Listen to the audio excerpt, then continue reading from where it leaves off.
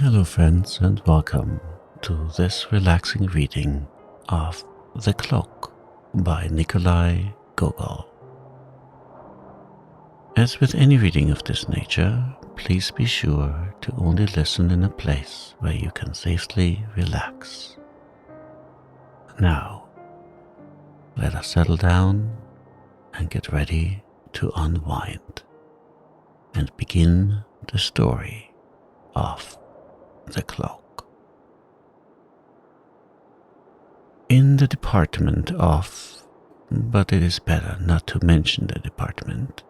The touchiest things in the world are departments, regiments, courts of justice, in a word, all branches of public service.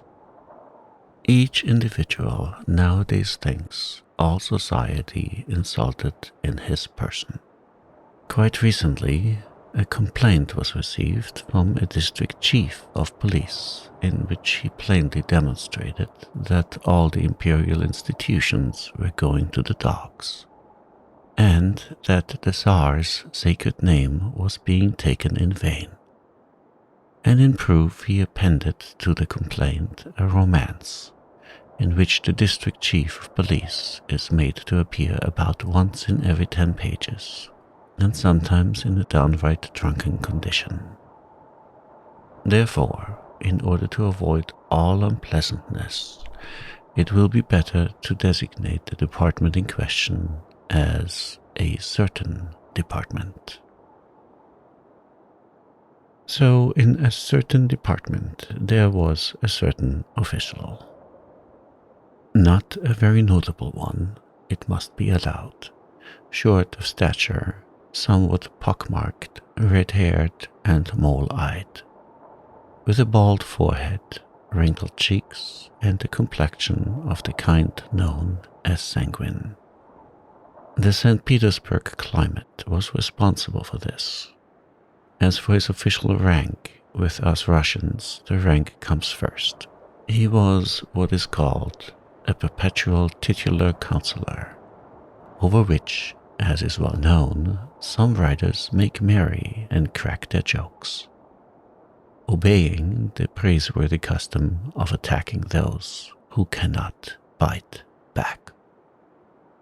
His family name was Bashmakin. This name is evidently derived from bashmak, or shoe, but when, at what time, and in what manner is not known. His father and grandfather and all the Bashmakins always wore boots, which were resoled 2 or 3 times a year. His name was Akaki Akakiyevich.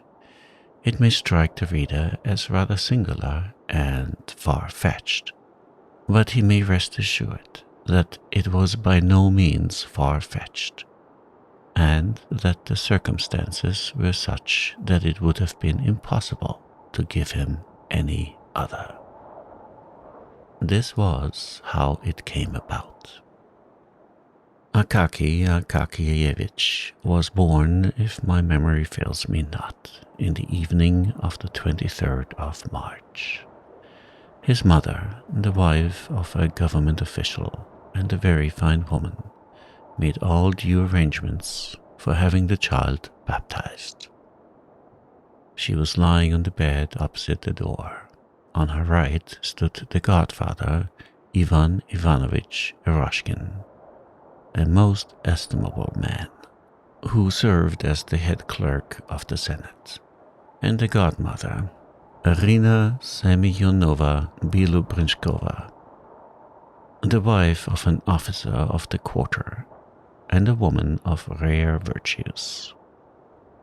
They offered the mother her choice of 3 names: Mokia, Sosia, or that the child should be called after the martyr, Kostazat.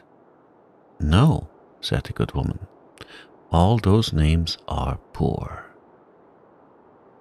In order to please her, they opened the calendar at another place. 3 more names appeared: Trifili, Dula, and Varakasi. "This is awful," said the woman. "What names! I truly never heard the like. I might have put up with Varadat or Varuk, but not with Trifili and Varakasi. They turned to another page and found Pafsikaki and Vaktisi. Now I see, said the old woman, that is plainly fate. And since such is the case, it will be better to name him after his father. His father's name was Akaki, so let his son's name be Akaki too. In this manner he became Akaki Akakievich. They christened the child, whereat he wept and made a grimace, as though he foresaw that he was to be a titular councillor. In this manner did it all come about. We have mentioned it in order that the reader might see for himself that it was a case of necessity, and that it was utterly impossible to give him any other name. When and how he entered the department, and who appointed him, no one could remember. However much the directors and chiefs of all kinds were changed, he was always to be seen in the same place, the same attitude, the same occupation, always the letter-copying clerk. So that it was afterwards affirmed that he had been born in uniform, with a bald head. No respect was shown him in the department. The porter not only did not rise from his seat when he passed, but never even glanced at him, any more than if a fly had flown through the reception room. His superiors treated him in coolly despotic fashion. Some insignificant assistant to the head clerk would thrust a paper under his nose, without so much as saying, "Copy," or "Here's an interesting little case," or anything else agreeable, as is customary amongst well-bred officials. And he took it, looking only at the paper, and not observing who handed it to him, or whether he had the right to do so, simply took it, and set about copying it. The young officials laughed and made fun of him, so far as their official wit permitted. Told in his presence various stories concocted about him, and about his landlady, an old woman of 70, declared that she beat him, asked when the wedding was to be, and strewed bits of paper over his head, calling them snow. But Akaki Akakievich answered not a word, any more than if there had been no one there besides himself. It even had no effect upon his work. Amid all these annoyances, he never made a single mistake in a letter, but if the joking became wholly unbearable, as when they jogged his head and prevented his attending to his work, he would exclaim, "Leave me alone. Why do you insult me?" And there was something strange in the words and the voice in which they were uttered. There was in it something which moved to pity, so much so that one young man, a newcomer, who, taking pattern by the others, had permitted himself to make sport of Akaki, suddenly stopped short, as though all about him had undergone a transformation, and presented itself in a different aspect. Some unseen force repelled him from the comrades, whose acquaintance he had made, on the supposition that they were decent, well-bred men. Long afterwards, in his gayest moments, there recurred to his mind the little official with the bald forehead, with his heart-rending words, "Leave me alone. Why do you insult me?" In these moving words, other words resounded. "I am thy brother," and the young man covered his face with his hand, and many a time afterwards, in the course of his life, shuddered at seeing how much inhumanity there is in man, how much savage coarseness is concealed beneath refined, cultured, worldly refinement, and even, O God, in that man whom the world acknowledges as honorable and upright. It would be difficult to find another man who lived so entirely for his duties. It is not enough to say that Akaki labored with zeal. No, he labored with love. In his copying, he found a varied and agreeable employment. Enjoyment was written on his face. Some letters were even favorites with him. And when he encountered these, he smiled, winked, and worked with his lips, till it seemed as though each letter might be read in his face, as his pen traced it. If his pay had been in proportion to his zeal, he would, perhaps, to his great surprise, have been made even a councillor of state. But he worked, as his companions, the wits, put it, like a horse in a mill. However, it would be untrue to say that no attention was paid to him. One director, being a kindly man and desirous of rewarding him for his long service, ordered him to be given something more important than mere copying. So he was ordered to make a report of an already concluded affair to another department. The duty consisting simply in changing the heading and altering a few words from the first to the third person. This cost him so much toil that he broke into a perspiration, rubbed his forehead, and finally said, "No, give me rather something to copy." After that, they let him copy on forever. Outside this copying, it appeared that nothing existed for him. He gave no thought to his clothes. His uniform was not green, but a sort of rusty meal color. The collar was low, so that his neck, in spite of the fact that it was not long, seemed inordinately so as it emerged from it, like the necks of the plaster cats which peddlers carry about on their heads. And something was always sticking to his uniform, either a bit of hay or some trifle. Moreover, he had a peculiar knack, as he walked along the street, of arriving beneath a window just as all sorts of rubbish was being flung out of it. Hence he always bore about on his hat scraps of melon rinds and other such articles. Never once in his life did he give heed to what was going on every day to the street.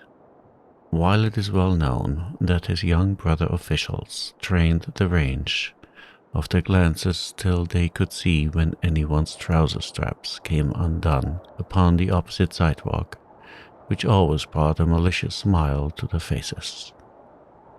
But Akaki Akakiyevich saw in all things the clean, even strokes of his written lines, and only when a horse thrust his nose from some unknown quarter over his shoulder and sent a whole gust of wind down his neck from his nostrils did he observe that he was not in the middle of a line, but in the middle of the street.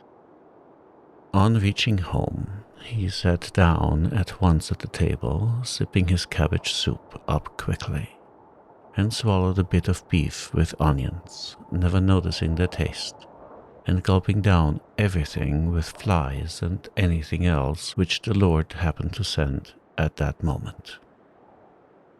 When he saw that his stomach was beginning to swell, he rose from the table and copied papers which he had brought home. If there happened to be none, he took copies for himself, for his own gratification, especially if the document was noteworthy, not on account of its style, but of its being addressed to some distinguished person. Even at the hour when the grey St. Petersburg sky had quite disappeared and all the official world had eaten or dined, each as he could, in accordance with the salary he received and his own fancy. When all were resting from the department jar of pens, running to and fro for their own and other people's indispensable occupations, and from all the work that an uneasy man makes willingly for himself, rather than what is necessary.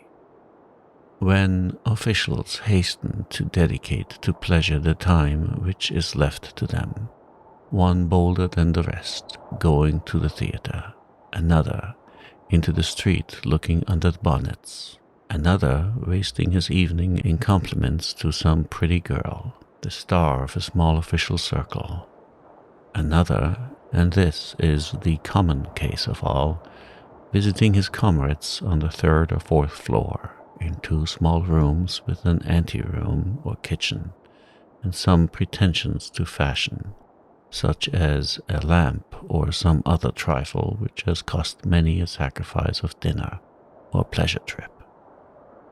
In a word, at the hour when all officials disperse among the contracted quarters of their friends to play whist, as they sip their tea from glasses with a kopek's worth of sugar, smoke long pipes, relate at times some bits of gossip which a Russian man can never, under any circumstances, refrain from, and when there is nothing else to talk of, repeat eternal anecdotes about the commandant to whom they had sent word that the tails of the horses on the Felsenet monument had been cut off.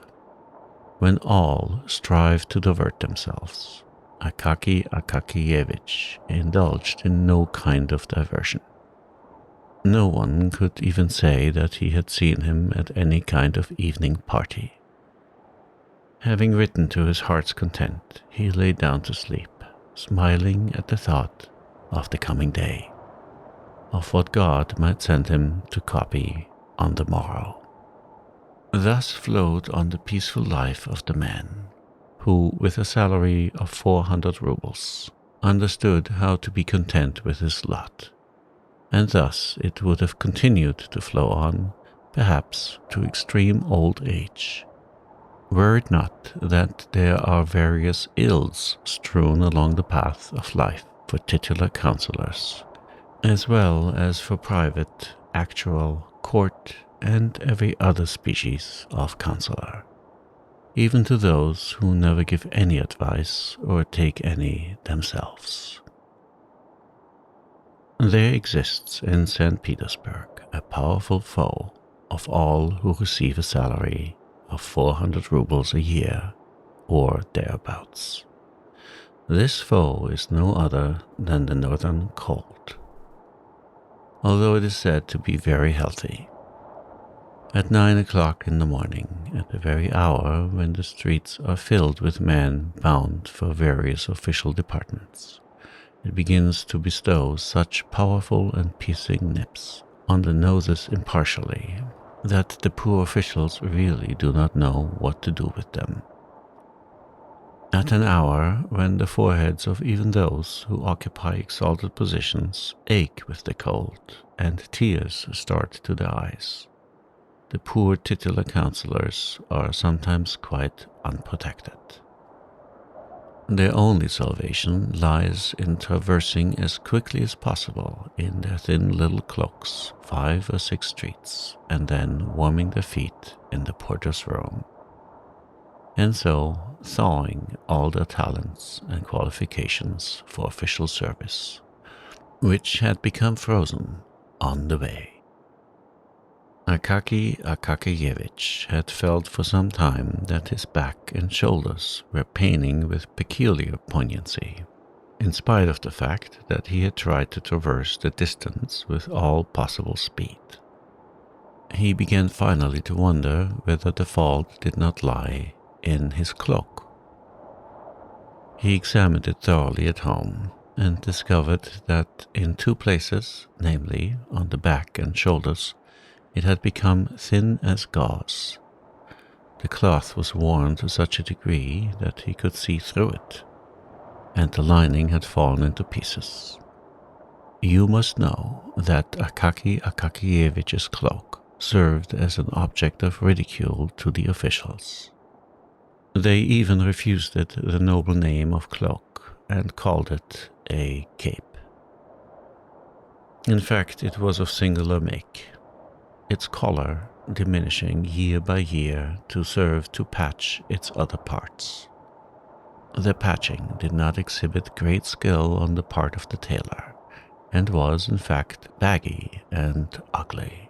Seeing how the matter stood, Akaki Akakievich decided that it would be necessary to take the cloak to Petrovich, the tailor, who lived somewhere on the 4th floor up the dark staircase, and who, in spite of his having but one eye and pockmarks all over his face, busied himself with considerable success in repairing the trousers and coats of officials and others. It is to say, when he was sober and not nursing some other scheme in his head. It is not necessary to say much about this tailor, but as it is the custom to have the character of each personage in a novel clearly defined, there is no help for it. So here is Petrovich the tailor. At first he was called only Grigory, and was some gentleman's serf. He commenced calling himself Petrovich from the time when he received his free papers, and further began to drink heavily on all holidays, at first on the great ones, and then on all church festivals without discrimination, wherever a cross stood in the calendar. On this point he was faithful to ancestral custom, and when quarreling with his wife he called her a low female and a German. As we have mentioned his wife, it will be necessary to say a word or two about her. Unfortunately, little is known of her beyond the fact that Petrovich had a wife who wore a cap and a dress, but could not lay claim to beauty. At least, no one but the soldiers of the guard even looked under her cap when they met her. Ascending the staircase which led to Petrovich's room, which staircase was all soaked with dishwater and reeking with the smell of spirits which affected the eyes, and is an inevitable adjunct to all dark stairways in St. Petersburg houses. Ascending the stairs, Akaki Akakiyevich pondered how much Petrovich would ask, and mentally resolved not to give him more than 2 rubles. The door was open, for the mistress, in cooking some fish, had raised such a smoke in the kitchen that not even the beetles were visible. Akaki Akakiyevich passed through the kitchen unperceived, even by the housewife, and at length reached a room where he beheld Petrovich seated on a large unpainted table, with his legs tucked under him like a Turkish pasha. His feet were bare, after the fashion of tailors as they sit at work, and the first thing which caught the eye was his thumb, with a deformed nail thick and strong as a turtle shell. About Petrovich's neck hung a skein of silk and thread, and upon his knees lay some old garment. He had been trying unsuccessfully for 3 minutes to thread his needle, and was enraged at the darkness and even at the thread, growling in a low voice, "It won't go through, the barbarian. You pricked me, you rascal." Akaki Akakiyevich was vexed at arriving at the precise moment when Petrovich was angry. He liked to order something of Petrovich when he was a little downhearted, or, as his wife expressed it, when he had saddled himself with brandy, the one-eyed devil. Under such circumstances, Petrovich generally came down in his price very readily, and even bowed and returned thanks. Afterwards, to be sure, his wife would come complaining that her husband had been drunk, and so had fixed the price too low. But if only a 10 kopeck piece were added, then the matter would be settled.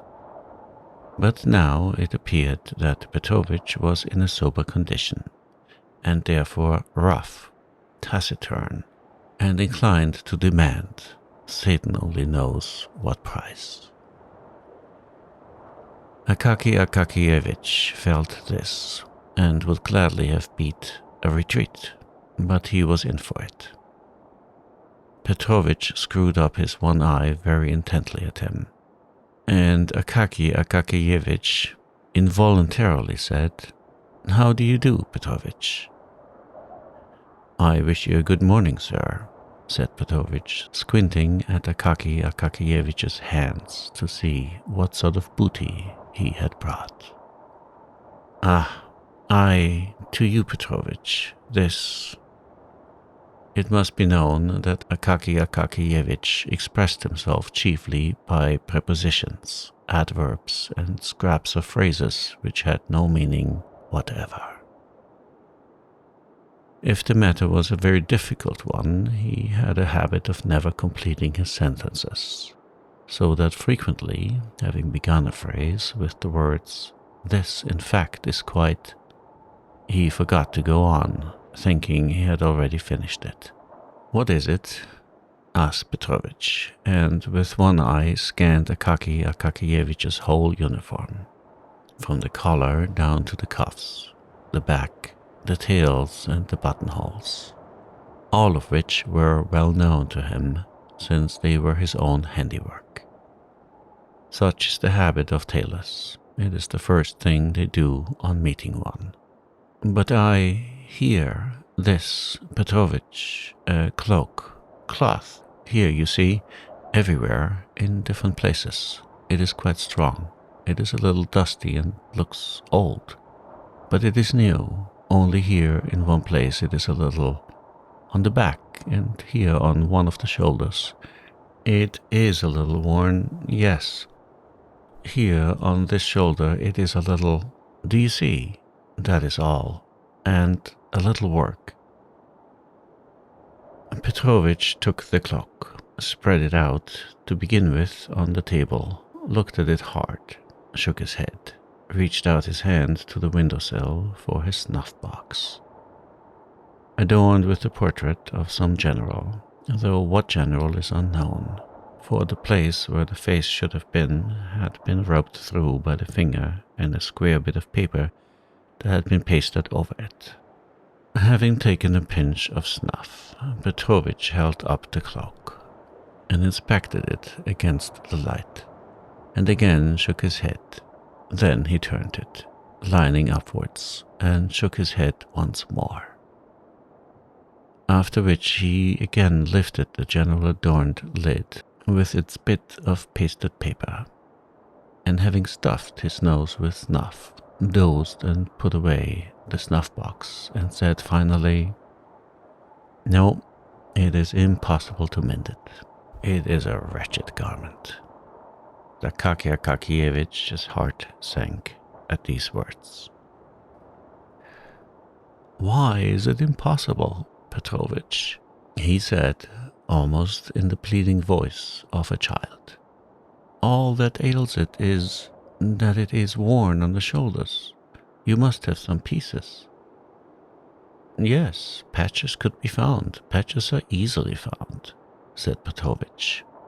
"But there's nothing to sew them to. The thing is completely rotten. If you put a needle to it, see, it will give way. Let it give way, and you can put another patch at once. But there's nothing to put the patches on to. There is no use in strengthening it. It is too far gone. It's lucky that it's cloth, for if the wind were to blow, it would fly away." "Well, strengthen it again. How, this, in fact..." "No," said Petrovich decisively. "There is nothing to be done with it. It's a thoroughly bad job. You'd better, when the cold winter weather comes on, make yourself some gaiters out of it, because stockings are not warm. The Germans invented them. in order to make more money. Petrovich loved on all occasions to have a fling at the Germans. But it is plain you must have a new cloak. At the word new, all grew dark before Akaky Akakievich's eyes, and everything in the room began to whirl around. The only thing he saw clearly was the general with the paper face on the lid of Petrovich's snuff-box. "A new one," said he, as if still in a dream. "Why, I have no money for that." "Yes, a new one," said Petrovich with barbarous composure. "Well, if it came to a new one, You mean how much would it cost?" "Yes." "Well, you would have to lay out 150 or more," said Petrovich, and pursed up his lips significantly. He liked to produce powerful effects, liked to stun utterly and suddenly, and then to glance sideways to see what face the stunned person would put on the matter. 150 rubles for a cloak!" shrieked poor Akaky Akakievich, perhaps for the first time in his life, for his voice had always been distinguished for softness. "Yes, sir," said Petrovich, "for any kind of cloak.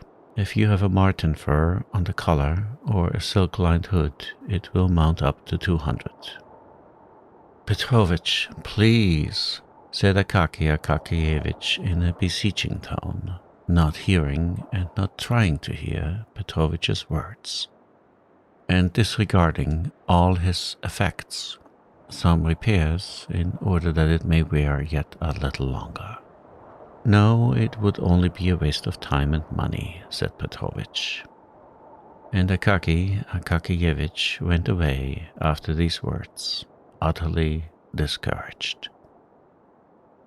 But Petrovich stood for some time after his departure, with significantly compressed lips, and without betaking himself to his work, satisfied that he would not be dropped and an artistic tailor employed.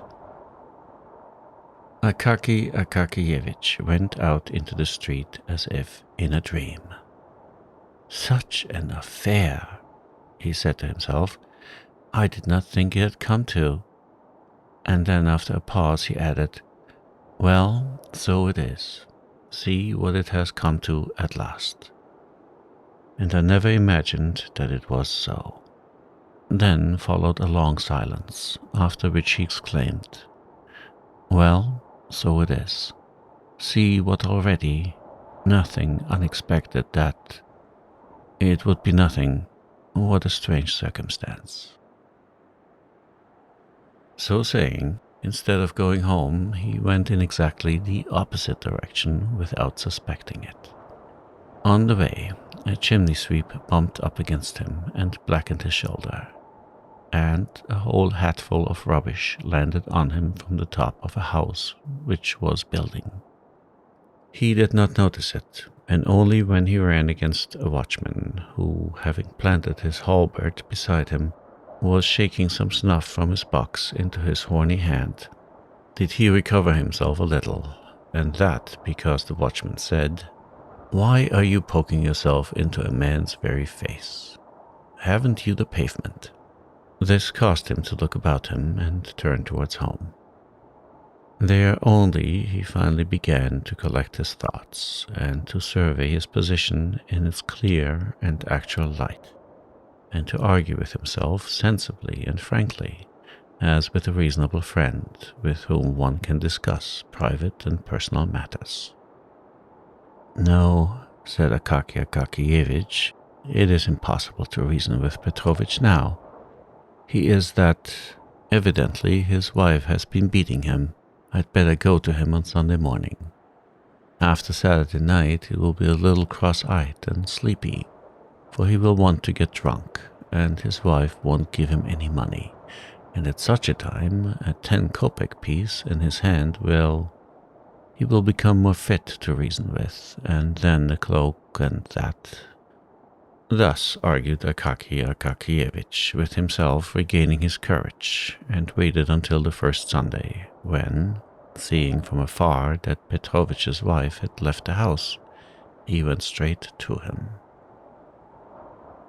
Petrovich's eye was indeed very much askew after Saturday.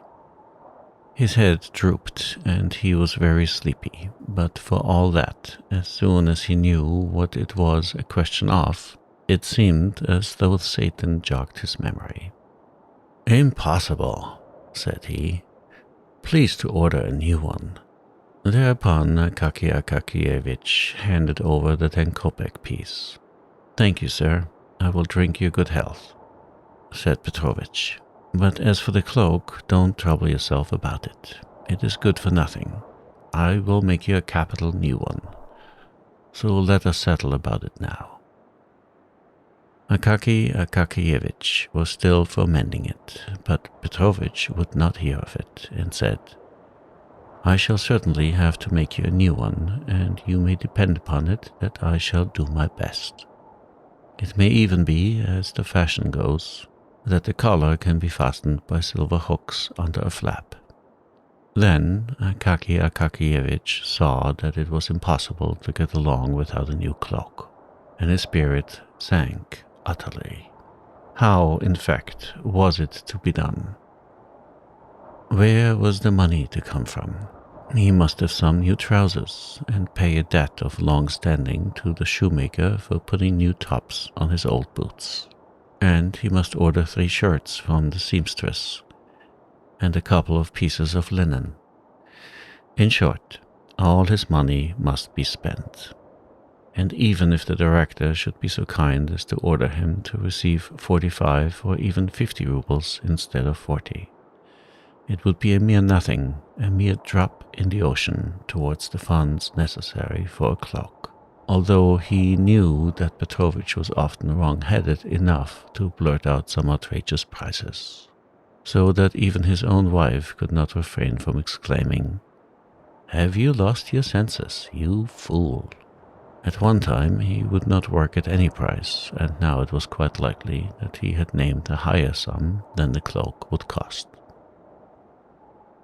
But although he knew that Petrovich would undertake to make a cloak for 80 rubles, still, where was he to get the 80 rubles from? He might possibly manage half. Yes, half might be procured, but where was the other half to come from? But the reader must first be told where the first half came from. Akaky Akakievich had a habit of putting, for every ruble he spent, a groschen into a small box, fastened with lock and key, and with a slit in the top for the reception of money. At the end of every half year, he counted over the heap of coppers and changed it for silver. This he had done for a long time, and in the course of years, the sum had mounted up to over 40 rubles. Thus he had one half on hand. But where was he to find the other half? Where was he to get another 40 rubles from? Akaky Akakievich thought, and decided that it would be necessary to curtail his ordinary expenses. For the space of 1 year at least, to dispense with tea in the evening, to burn no candles, and if there was anything which he must do, to go into his landlady's room and work by her light. When he went into the street, he must walk as lightly as he could, and as cautiously upon the stones, almost upon tiptoe, in order not to wear his heels down in too short a time. He must give the laundress as little to wash as possible, and, in order to not wear out his clothes, he must take them off as soon as he got home, and wear only his cotton dressing gown, which had been long and carefully saved. To tell the truth, it was a little hard for him at first to accustom himself to these deprivations, but he got used to them at length, after a fashion, and all went smoothly. He even got used to being hungry in the evening, but he made up for it by treating himself, so to say, in spirit, by bearing ever in mind the idea of his future cloak. From that time forth, his existence seemed to become, in some way, fuller, as if he were married, or as if some other man lived in him. As if, in fact, he were not alone and some pleasant friend had consented to travel along life's path with him. The friend being no other than the cloak, with thick wadding and a strong lining, incapable of wearing out. He became more lively, and even his character grew firmer, like that of a man who has made up his mind and set himself a goal. From his face and gait, doubt and indecision, all hesitating and wavering, disappeared of themselves. Fire gleamed in his eyes, and occasionally the boldest and most daring ideas flitted through his mind. Why not, for instance, have marten fur on the collar? The thought of this almost made him absent-minded. Once, in copying a letter, he nearly made a mistake, so that he exclaimed almost aloud, "Ugh!" and crossed himself. Once in the course of every month, he had a conference with Petrovich on the subject of the cloak, where it would be better to buy the cloth, and the collar, and the price. He always returned home satisfied, though troubled, reflecting that the time would come at last when it could all be bought, and then the cloak made. The affair progressed more briskly than he had expected, for beyond all his hopes, the director awarded neither 40 nor 45 rubles for Akaky Akakievich's share, but 60. Whether he suspected that Akaky Akakievich needed a cloak, or whether it was merely chance, at all events, 20 extra rubles were by this means provided. This circumstance hastened matters. 2 or 3 months more of hunger, and Akaky Akakievich had accumulated about 80 rubles. His heart, generally so quiet, began to throb. On the first possible day, he went shopping in company with Petrovich. They bought some very good cloth, and at a reasonable rate too, for they had been considering the matter for 6 months, and rarely let a month pass without their visiting the shops to inquire prices. Petrovich himself said that no better cloth could be had. For lining, they selected a cotton stuff, but so firm and thick that Petrovich declared it to be better than silk, and even prettier and more glossy. They did not buy the marten fur, because it was, in fact, dear, but in its stead they picked out the very best of catskin which could be found in the shop, and which might indeed be taken for marten at a distance. Petrovich worked at the cloak 2 whole weeks, for there was a great deal of quilting. Otherwise it would have been finished sooner. He charged 12 rubles for the job. It could not possibly have been done for less. It was all sewed with silk, in small double seams, and Petrovich went over each seam afterwards with his own teeth, stamping in various patterns. It is difficult to say precisely on what day, but probably the most glorious one in Akaky Akakievich's life, when Petrovich at length brought home the cloak. He brought it in the morning, before the hour when it was necessary to start for the department. Never did a cloak arrive so exactly in the nick of time, for the severe cold had set in, and it seemed to threaten to increase. Petrovich brought the cloak himself, as befits a good tailor. On his countenance was a significant expression, such as Akaky Akakievich had never beheld there. He seemed fully sensible that he had done no small deed, and crossed the gulf separating tailors who put in linings and executed repairs from those who make new things. He took the cloak out of the pocket handkerchief in which he had brought it. The handkerchief was fresh from the laundress, and he put it in his pocket for use. Taking out the cloak, he gazed proudly at it, held it up with both hands, and flung it skillfully over the shoulders of Akaky Akakiyevich. Then he pulled it and fitted it down behind with his hand, and he draped it around Akaky Akakiyevich without buttoning it. Akaky Akakiyevich, like an experienced man, wished to try the sleeves. Petrovich helped him on with them, and it turned out that the sleeves were satisfactory also. In short, the cloak appeared to be perfect and most seasonable. Petrovich did not neglect to observe that it was only because he lived in a narrow street and had no signboard, and had known Akaky Akakiyevich so long that he had made it so cheaply.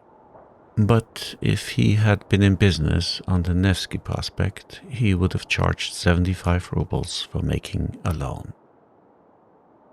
Akaky Akakiyevich did not care to argue this point with Petrovich. He paid him, thanked him, and set out at once in his new cloak for the department. Petrovich followed him, and, pausing in the street, gazed long at the cloak in the distance. After which he went to one side expressly to run through a crooked alley and emerge again into the street beyond to gaze once more upon the cloak from another point, namely, directly in front. Meantime, Akaky Akakiyevich went on in holiday mood. He was conscious every second of the time that he had a new cloak on his shoulders, and several times he laughed with internal satisfaction. In fact, there were two advantages. One was its warmth, the other its beauty. He saw nothing of the road, but suddenly found himself at the department. He took off his cloak in the anteroom, looked it over carefully, and confined it to the special care of the attendant. It is impossible to say precisely how it was that everyone in the department knew at once that Akaky Akakiyevich had a new cloak, and that the cape no longer existed.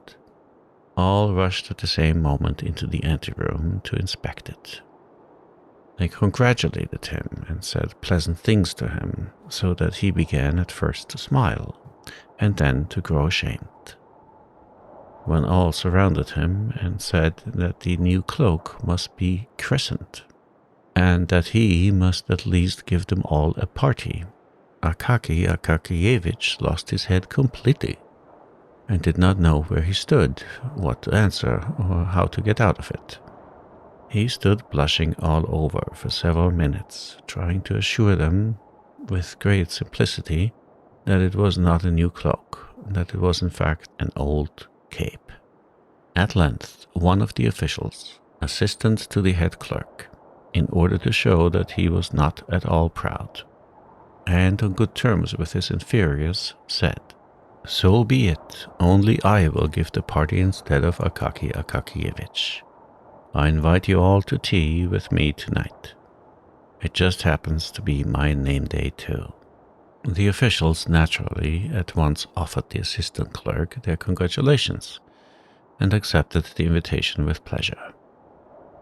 Akaky Akakiyevich would have declined, but all declared that it was discourteous, that it was simply a sin and a shame, and that he could not possibly refuse.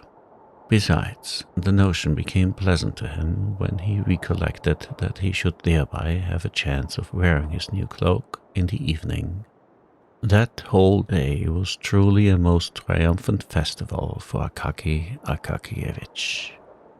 He returned home in the most happy frame of mind, took off his cloak and hung it carefully on the wall, admiring afresh the cloth and the lining.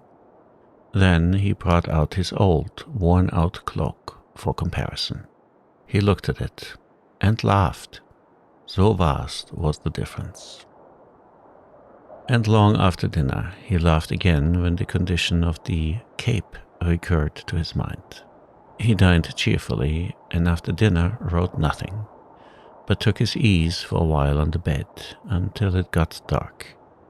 Then he dressed himself leisurely, put on his cloak, and stepped out into the street. Where the host lived, unfortunately, we cannot say. Our memory begins to fail us badly. The houses and streets in St. Petersburg have become so mixed up in our head that it is very difficult to get anything out of it again in proper form.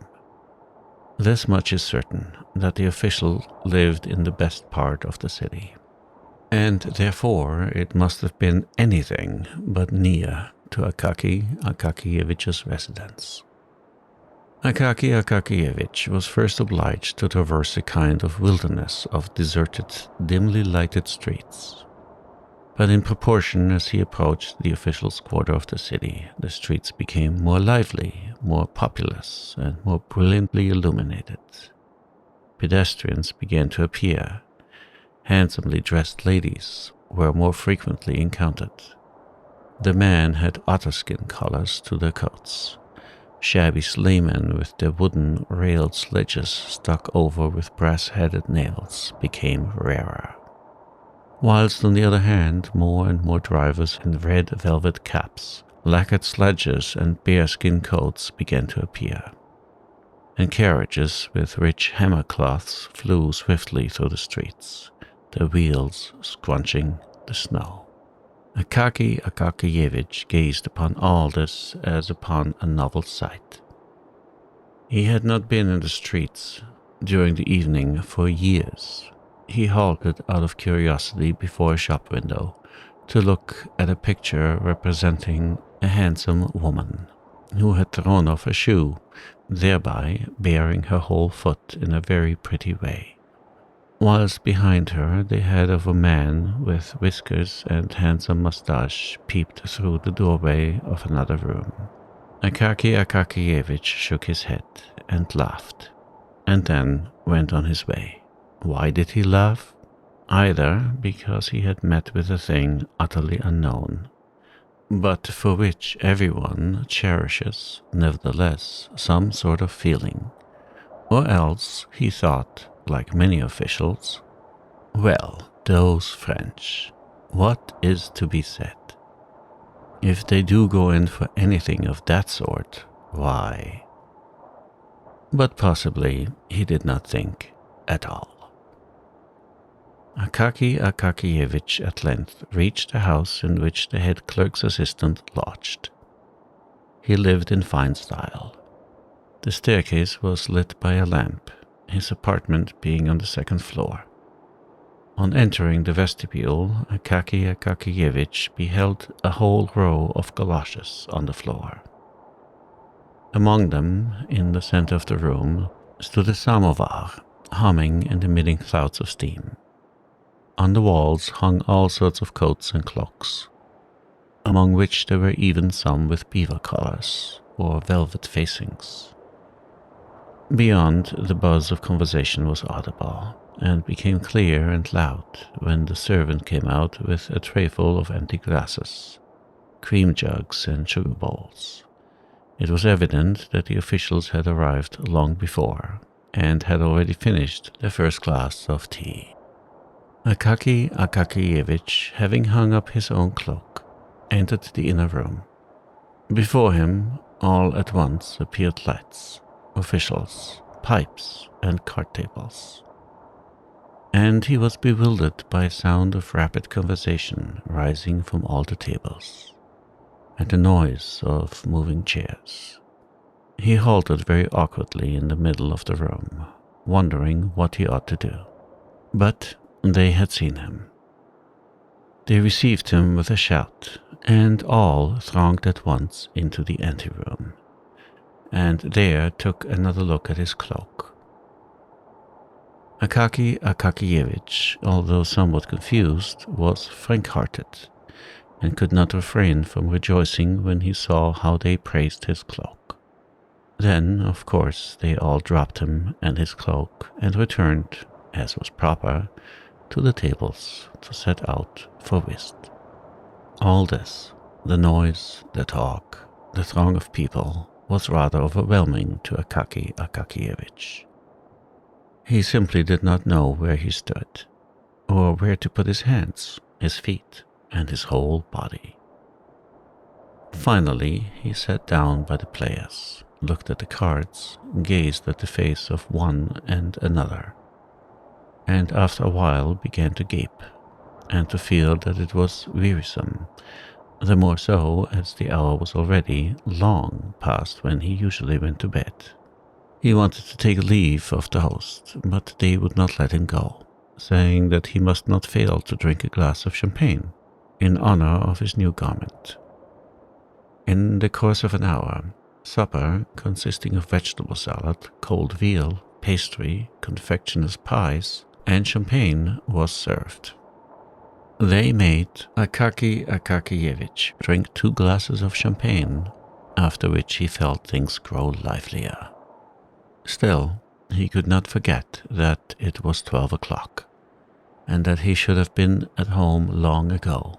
In order that the host might not think of some excuse for detaining him, he stole out of the room quickly, sought out, in the anteroom, his cloak, which, to his sorrow, he found lying on the floor, brushed it, picked off every speck upon it, put it on his shoulders, and descended the stairs to the street. In the street all was still bright. Some pretty shops, those permanent clubs of servants, and all sorts of folks were open. Others were shut, but nevertheless showed a streak of light the whole length of the door crack, indicating that they were not yet free of company, and that probably some domestics, male and female, were finishing their stories and conversations, whilst leaving their masters in complete ignorance as to their whereabouts. Akaky Akakiyevich went on in a happy frame of mind. He even started to run, without knowing why, after some lady who flew past like a flash of lightning. But he stopped short, and went on very quietly as before, wondering why he had quickened his pace. Soon there spread before him these deserted streets, which are not cheerful in the daytime, to say nothing of the evening. Now they were even more dim and lonely. The lanterns began to grow rarer. Oil evidently had been less liberally supplied. Then came wooden houses and fences. Not a soul anywhere. Only the snow sparkled in the streets, and mournfully veiled the low-roofed cabins with their closed shutters. He approached the spot where the street crossed the vast square with houses barely visible in its farther side. A square which seemed a fearful desert. Afar, a tiny spark glimmered from some watchman's box, which seemed to stand on the edge of the world. Akaky Akakiyevich's cheerfulness diminished at this point in a marked degree. He entered the square, not without an involuntary sensation of fear, as though his heart warned him of some evil. He glanced back, and on both sides it was like a sea about him. No, it is better not to look, he thought, and went on, closing his eyes. When he opened them to see whether he was near the end of the square, he suddenly beheld, standing just before his very nose, some bearded individuals of precisely what sort he could not make out. All grew dark before his eyes, and his heart throbbed. "Of course, the cloak is mine," said one of them in a loud voice, seizing hold of his collar. Akaky Akakiyevich was about to shout, "Help!" when the second man thrust a fist about the size of an official's head at his very mouth, muttering, "Just you dare to scream." Akaky Akakiyevich felt them strip off his cloak and give him a kick. He fell headlong upon the snow and felt no more. In a few minutes he recovered consciousness and rose to his feet, but no one was there. He felt that it was cold in the square, and that his cloak was gone. He began to shout, but his voice did not appear to reach the outskirts of the square. In despair, but without ceasing to shout, he started at a run across the square, straight towards the watchbox, beside which stood the watchman, leaning on his halberd, and apparently curious to know what kind of a customer was running towards him shouting. Akaky Akakievich ran up to him and began in a sobbing voice to shout that he was asleep and attended to nothing, and did not see when the man was robbed. The watchman replied that he had seen two men stop him in the middle of the square, but supposed that they were friends of his, and that instead of scolding vainly, he had better go to the police on the morrow, so that they might make a search for whoever had stolen the cloak. Akaky Akakievich ran home and arrived in a state of complete disorder. His hair, which grew very thinly upon his temples and the back of his head, all tousled. His body, arms and legs covered with snow. The old woman, who was mistress of his lodgings, on hearing a terrible knocking, sprang hastily from her bed, and, with only one shoe on, ran to open the door, pressing the sleeve of her chemise to her bosom out of modesty. But when she had opened it, she fell back on beholding Akaky Akakievich in such a condition. When he told her about the affair, she clasped her hands and said that he must go straight to the district chief of police, for his subordinate would turn up his nose. Promise well and drop the matter there. The very best thing to do, therefore, would be to go to the district chief, whom she knew because Finnish Anna, her former cook, was now nurse at his house. She often saw him passing the house, and he was at church every Sunday, praying, but at the same time gazing cheerfully at everybody. So that he must be a good man, judging from all appearances.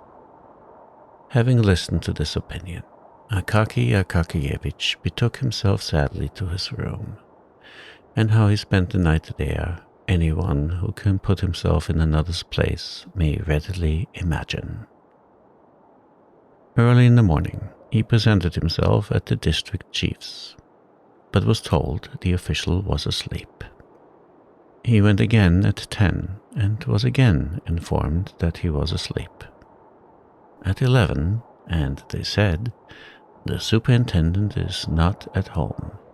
At dinner time, and the clerks in the anteroom would not admit him on any terms, and insisted upon knowing his business.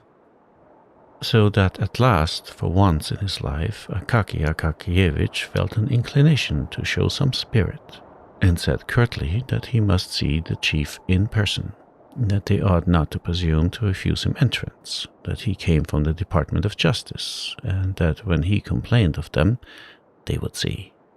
The clerks dared make no reply to this, and one of them went to call the chief, who listened to the strange story of the theft of the coat. Instead of directing his attention to the principal points of the matter, he began to question Akaky Akakievich.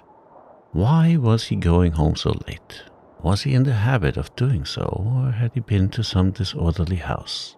So that Akaky Akakievich got thoroughly confused and left him, without knowing whether the affair of his cloak was in proper train or not. All that day, for the first time in his life, he never went near the department. The next day he made his appearance, very pale, and in his old cape, which had become even more shabby. The news of the robbery of the cloak touched many, although there were some officials present who never lost an opportunity, even such a one as the present, of ridiculing Akaky Akakievich.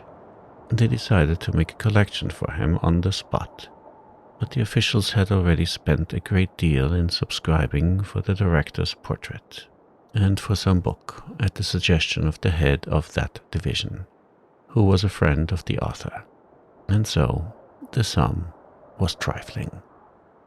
One of them, moved by pity, resolved to help Akaky Akakievich with some good advice, at least, and told him that he ought not to go to the police. For although it might happen that a police officer, wishing to win the approval of his superiors, might hunt up the cloak by some means, still his cloak would remain in the possession of the police, if he did not offer legal proof that it belonged to him. The best thing for him, therefore, would be to apply to a certain prominent personage, since this prominent personage, by entering into relation with the proper persons, could greatly expedite the matter. As there was nothing else to be done, Akaki Akakievich decided to go to the prominent personage. What was the exact official position of the prominent personage remains unknown to this day.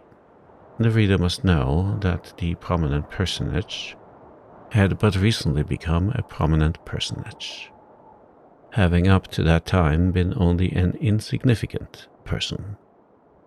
Moreover, his present position was not considered prominent in comparison with others still more so. But there's always a circle of people to whom what is insignificant in the eyes of others is important enough. Moreover, he strove to increase his importance by sundry devices. For instance, he managed to have the inferior officials meet him on the staircase when he entered upon his service. No one was to presume to come directly to him, but the strictest etiquette must be observed.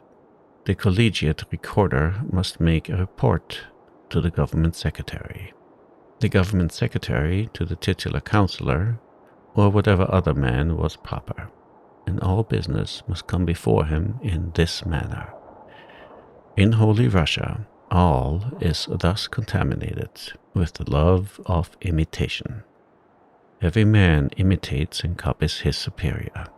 They even say that a certain titular councillor, when promoted to the head of some small separate office, immediately petitioned off a private room for himself, called it the audience chamber, and posted at the door a lackey with red collar and braid, who grasped the handle of the door and opened to all comers, though the audience chamber would hardly hold an ordinary writing table.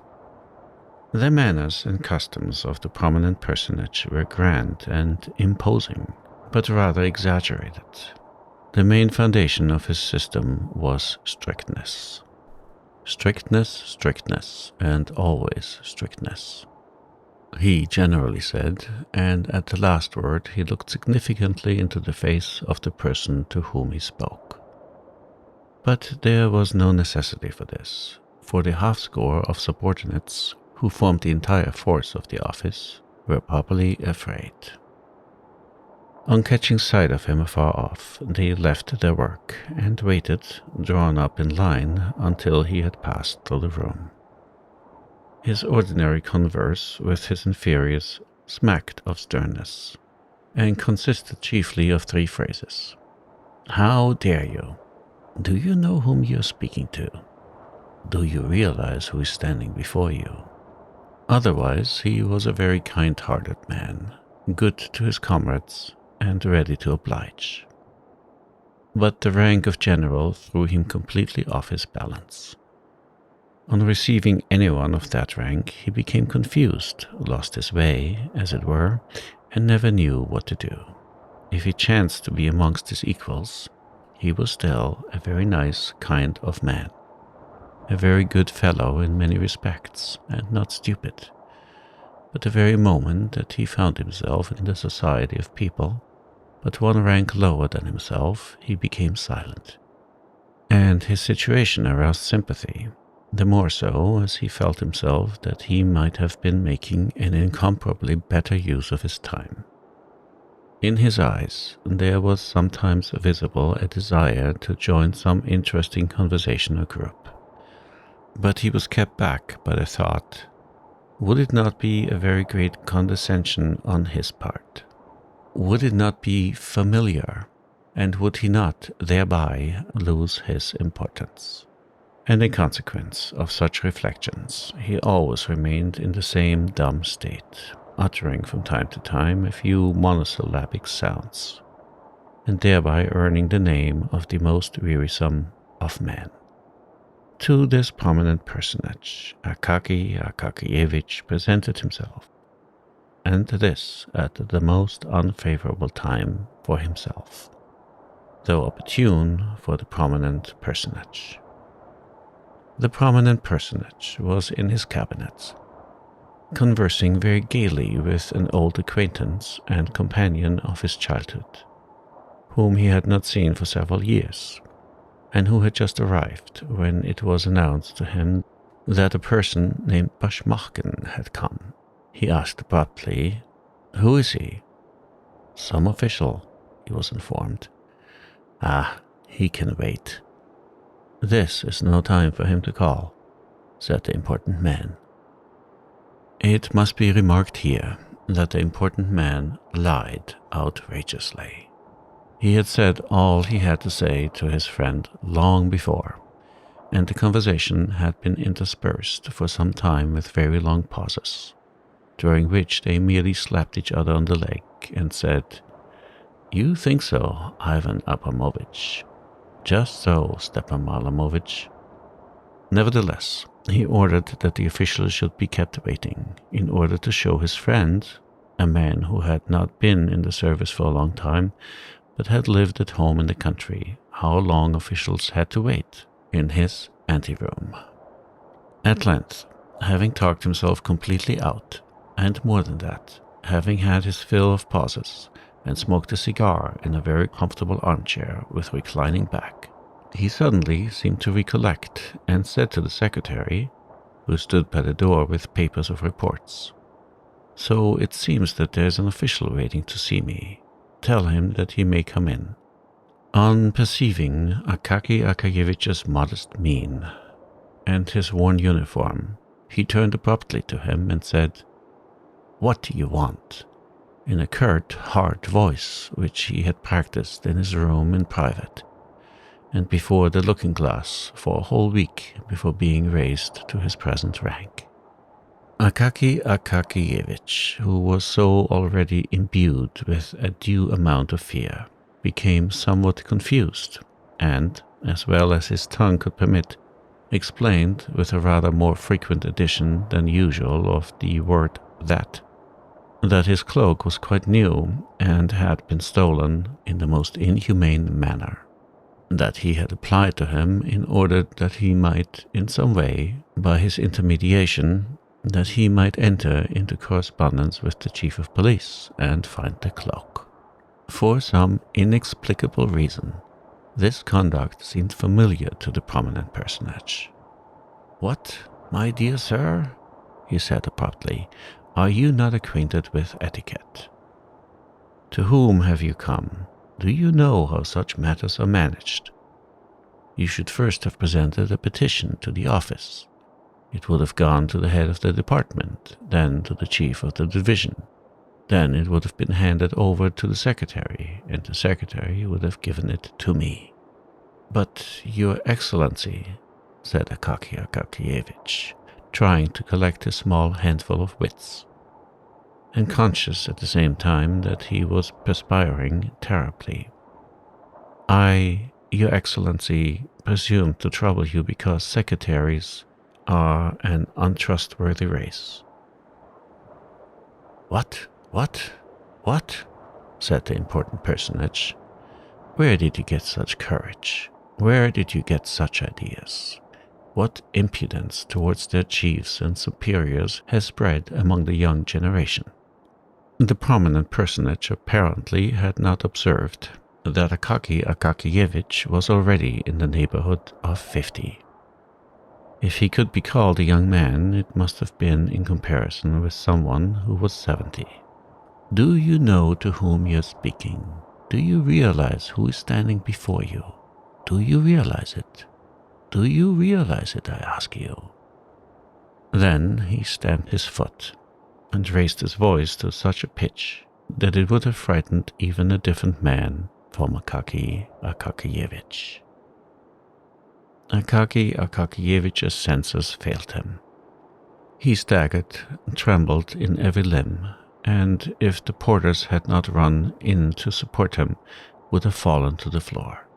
They carried him out insensible, but the prominent personage, gratified that the effect should have surpassed his expectations, and quite intoxicated with the thought that his word could even deprive a man of his senses, glanced sideways at his friend in order to see how he looked upon this, and perceived, not without satisfaction, that his friend was in a most uneasy frame of mind, and even beginning on his part to feel a trifle frightened.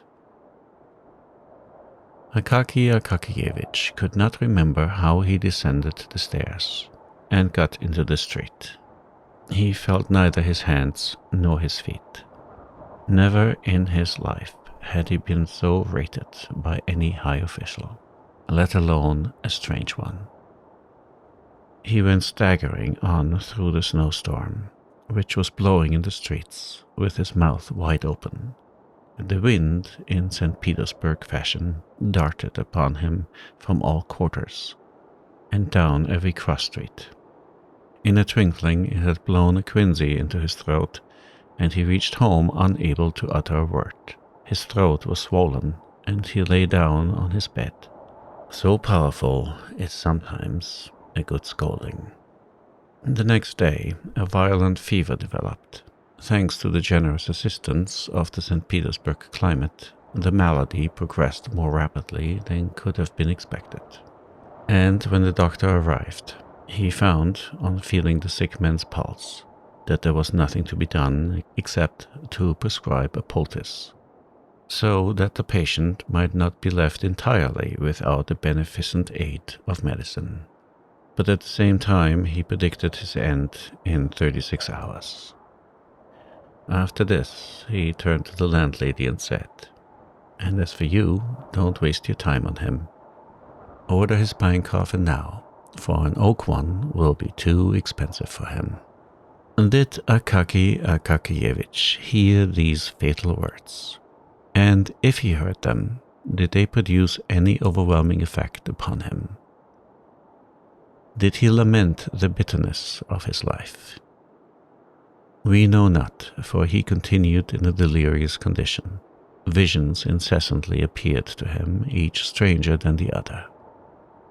Now he saw Petrovich and ordered him to make a cloak, with some traps for robbers, who seemed to him to be always under the bed, and he cried every moment to the landlady to pull one of them from under his coverlet.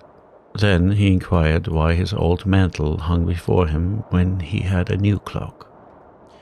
Next he fancied that he was standing before the prominent person, listening to a thorough setting down and saying, "Forgive me, Your Excellency." But at last he began to curse, uttering the most horrible words, so that his aged landlady crossed herself, never in her life having heard anything of the kind from him, and more so as these words followed directly after the words, "Your Excellency." Later on he talked utter nonsense, of which nothing could be made. All that was evident being that these incoherent words and thoughts hovered ever about one thing, his cloak.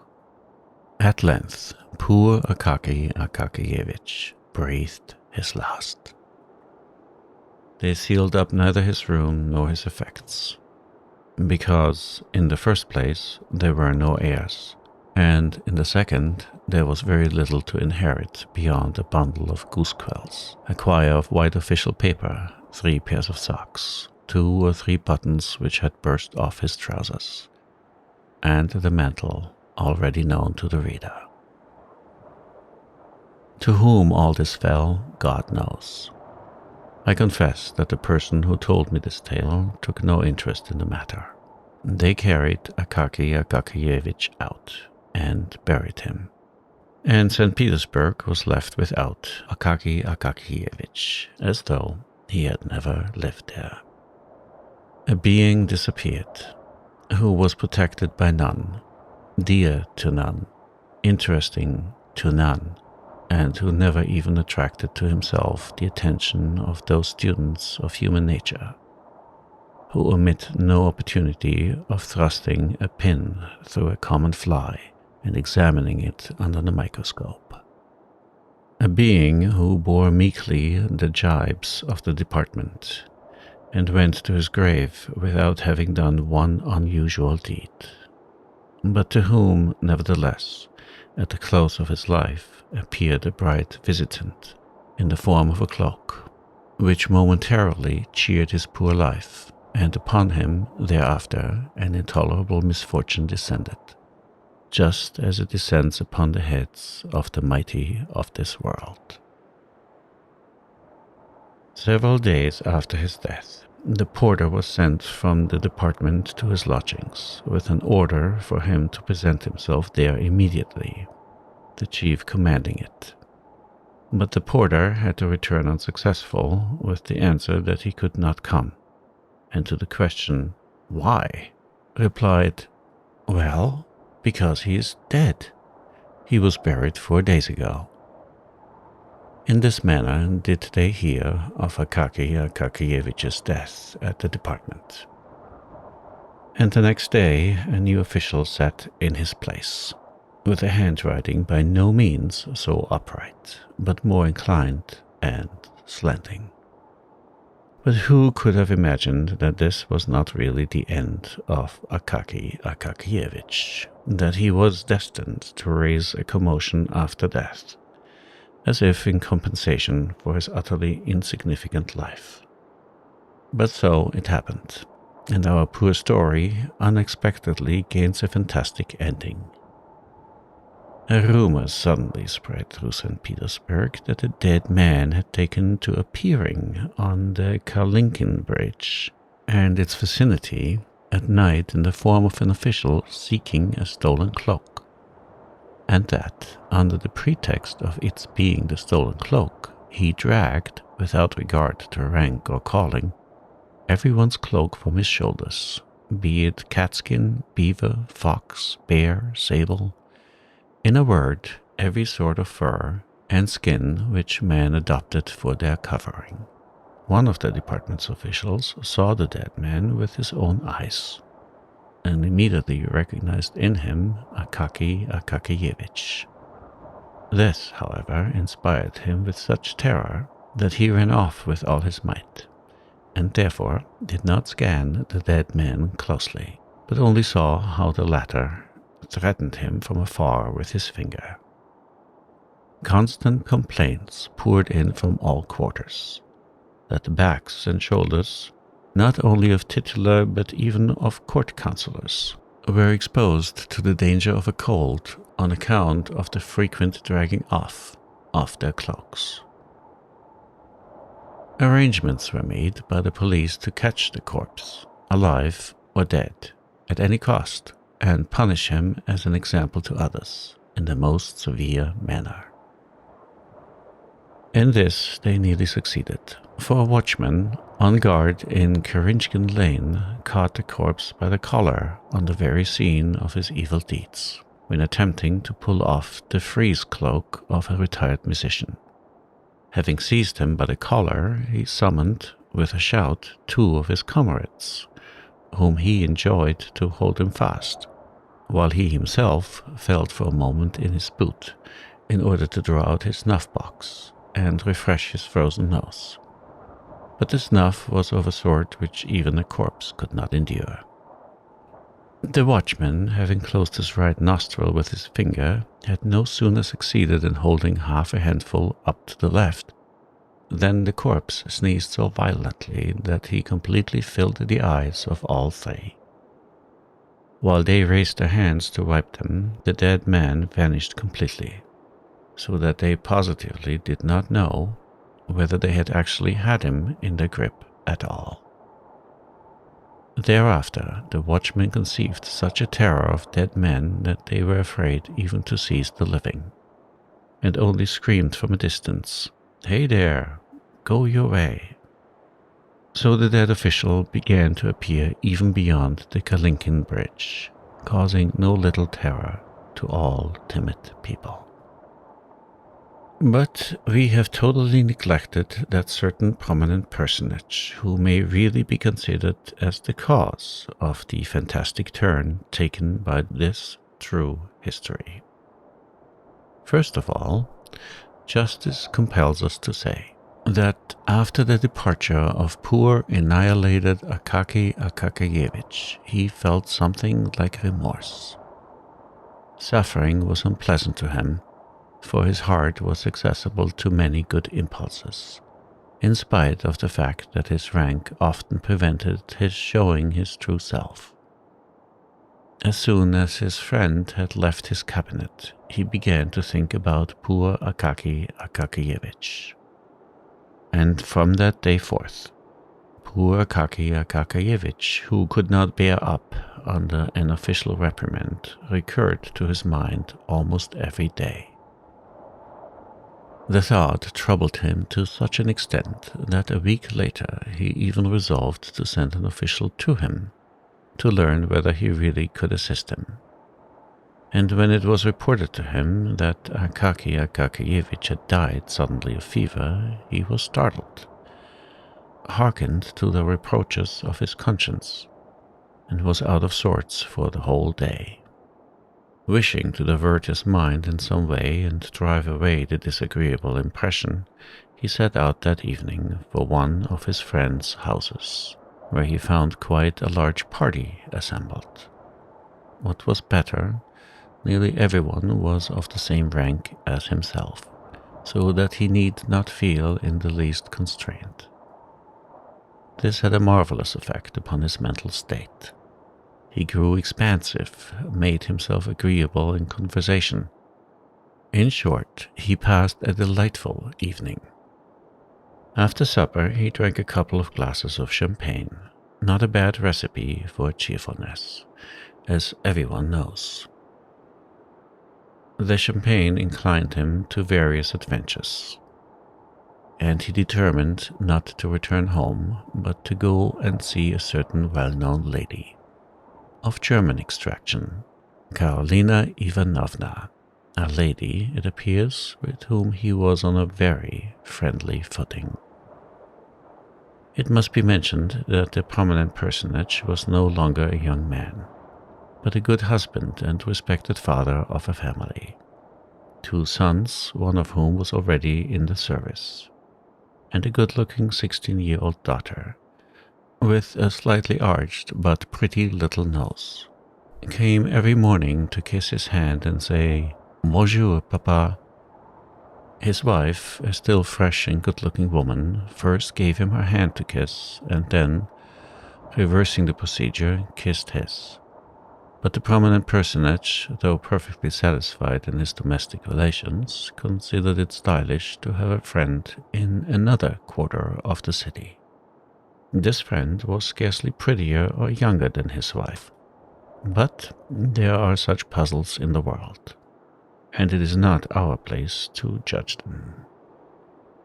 So the important personage descended the stairs, stepped into the sledge, said to the coachman, "To Karolina Ivanovna's," and wrapping himself luxuriously in his warm cloak, found himself in that delightful frame of mind, that which a Russian can conceive nothing better, namely, when you think of nothing yourself, yet when the thoughts creep into your mind of their own accord, each more agreeable than the other, giving you no trouble either to drive them away or seek them.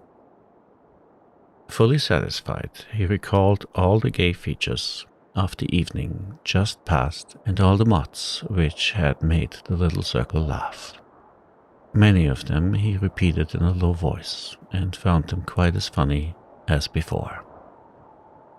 So it is not surprising that he should laugh heartily at them. Occasionally, however, he was interrupted by gusts of wind, which, coming suddenly, God knows whence or why, cut his face, drove masses of snow into it, filled out his cloak collar like a sail, or suddenly blew it over his head with supernatural force, and thus caused him constant trouble to disentangle himself. Suddenly, the important personage felt someone clutch him firmly by the collar. Turning round, he perceived a man of short stature, in an old, worn uniform, and recognized, not without terror, Akaki Akakievich. The official's face was white as snow, and looked just like a corpse's. But the horror of the important personage transcended all bounds when he saw the dead man's mouth open, and heard it utter the following remarks, while it breathed upon him the terrible odor of the grave. "Ah, here you are at last. I have you, that, by the collar. I need your cloak. You took no trouble about mine, but reprimanded me. So now give up your own." And the pallid, prominent personage almost died of fright. Brave as he was in the office, and in the presence of inferiors generally, and although, at the sight of his manly form and appearance, every one said, "Ugh, how much character he has," at this crisis, he, like many possessed of a heroic exterior, experienced such terror that, not without cause, he began to fear an attack of illness. He flung his coat hastily from his shoulders and shouted to his coachman in a full, unnatural voice, "Home at full speed!" The coachman, hearing the tone which is generally employed at critical moments, and even accompanied by something much more tangible, drew his head down between his shoulders in case of an emergency, flourished his whip, and flew like an arrow. In a little more than 6 minutes, the prominent personage was at the entrance of his own house, pale, thoroughly scared, and cloakless. He went home instead of to Karolina Ivanovna's, reached his room somehow or other, and passed the night in the direst distress. So that the next morning, over their tea, his daughter said, "You are very pale today, Papa."